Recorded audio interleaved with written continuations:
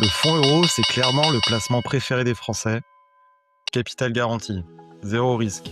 Et depuis quelques temps, en plus, des rendements qui remontent. Et pourtant, si je te disais que le vrai risque du fonds euro n'est pas la perte d'argent, et que deux assurances vie qui affichent toutes les deux 3% aujourd'hui peuvent produire sur 15 ou 20 ans des résultats complètement différents, reste bien jusqu'à la fin parce que c'est exactement là que la majorité des épargnants se trouvent. Dans la tête de beaucoup de gens, l'assurance vie c'est simple. Tu mets de l'argent, tu choisis le fonds euro et tu dors tranquille. Et en réalité, le problème, ce n'est pas le fonds euro. Le problème, c'est qu'on croit, c'est ce que l'on croit qu'il fait. Une assurance vie, c'est pas un placement en soi, c'est juste une enveloppe en fait.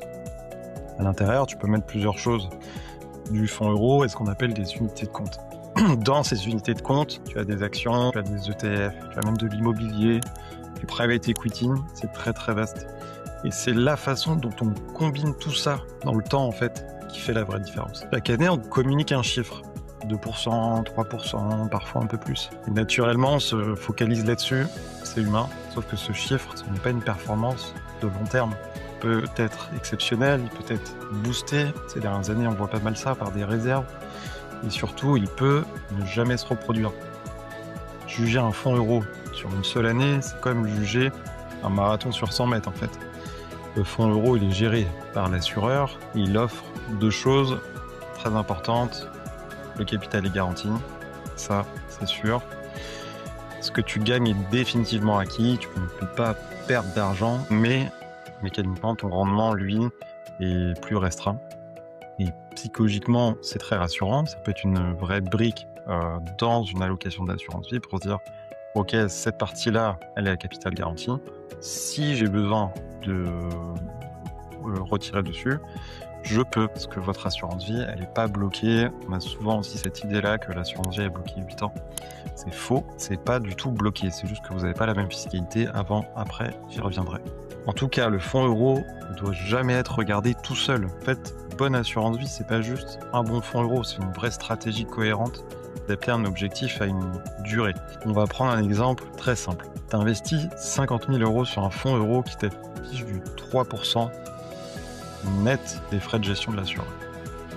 Brut de fiscalité. Sur le papier, ça fait 1500 euros par an avant fiscalité. Maintenant, on enlève la fiscalité. On va se dire que ton contrat, il a moins de 8 ans. Tu vas te débloquer ça. Tu vas être à la flat tax de 30% sur l'assurance vie, qui a augmenté sur le PER, mais pas encore sur l'assurance vie. Il te reste à peu près 1050 euros net. Maintenant, on regarde l'inflation. On se dit, l'inflation à peu près en zone euro, c'est 2%. Et du coup, pour ne pas perdre de pouvoir d'achat, il te faudrait, c'est 1250 euros. Ah, tu perds pas d'argent, mais t'en gagnes pas non plus des masses. Oui, ok, ça te fait pas perdre de l'argent, mais ça te fait perdre du temps. Et ce que je vois très souvent, c'est des gens qui me disent pourtant mon assurance vie, elle baisse pas. C'est vrai, elle baisse pas. Mais la vraie question, c'est pas est-ce que ça baisse. La vraie question, c'est est-ce que ça avance vraiment? Est-ce qu'il y a un moteur de performance dedans? Moi, j'ai beaucoup de clients. Alors déjà, ils ne savent pas forcément la performance qu'ils ont. Posez-vous la question. Sur 2025, votre assurance vie, combien vous a rapporté en net? Il y en a beaucoup qui ne le savent pas. Et voilà, est-ce qu'à l'intérieur, il y a un vrai moteur de performance? Est-ce que c'est adapté à votre horizon de placement? C'est pas pareil quelqu'un qui va placer à court terme, qui lui va faire plus de fonds euros qu'à long terme, un horizon de 10, 15, 20 ans de plus. Pas vraiment besoin de ce socle de sécurité, ça rassure psychologiquement, mais ça va pas être le moteur de performance. C'est pas là où vous allez gagner le plus d'argent, clairement. Et attention, quand je dis ça, je suis pas en train de dire que tous les fonds euros sont mauvais, mais on existe aujourd'hui d'excellents, vraiment qui sortent du lot, ça c'est aussi important de le citer. On peut par exemple prendre ceux de Garance, qui ont fait 3,5, comme je dis 3,5 c'est des perfs nets de frais de gestion. Suravenir qui a fait entre 2,5 et 3,20%, ou encore Corum qui affiche plus de 4%. Mais attention, dans les allocations Corum, il y a des contraintes de versement sur des unités de compte, en fait, type SCPI ou type d'autres fonds obligataires. Et c'est des fonds, en tout cas, qui ont su profiter du contexte de taux plus élevé et qui affichent des plus de performance que certains autres fonds euros. Mais voilà, même avec ces meilleurs fonds euros, la question n'est jamais uniquement le rendement. La vraie question, c'est leur rôle dans l'assurance vie globale. Et là, on va me dire, oui, mais moi, mon fonds euro, il fait mieux que le livret A. Ok, c'est vrai. Et franchement, aujourd'hui, le livret A, il est râlé pas crête. Gardez le moins possible, je dis 3 à 6 mois max de dépenses sur le livret A. Et le reste, commencer à investir. Fonds euro, pourquoi pas. Plus dynamique, idéalement, bien sûr. Mais en fait, mieux que le livret A ne veut pas dire suffisant pour un projet long terme. C'est pas parce que tu fais un peu mieux que tu es en train de construire quelque chose de solide, en fait. Et c'est là où le temps, dans un financier et même très réel, c'est le temps joue toujours en votre faveur. Plus vous avez du temps devant vous, plus vous pouvez vous permettre de prendre du risque et ce sera plus rémunérateur sur la durée. Et autre point que beaucoup de gens sous-estiment complètement, ce sont les frais. Posez-vous la question en fait, quels sont les frais sur mon contrat? Les frais d'entrée, les frais de gestion, les frais d'unité de compte, les frais du fonds euro. En fait, sur l'assurance vie, vous avez des couches de frais un peu partout. Et ça, c'est ultra important sur la durée en fait. Parce que du coup, c'est là où deux contrats peuvent sembler identiques, même fonds euro, même rendement affiché.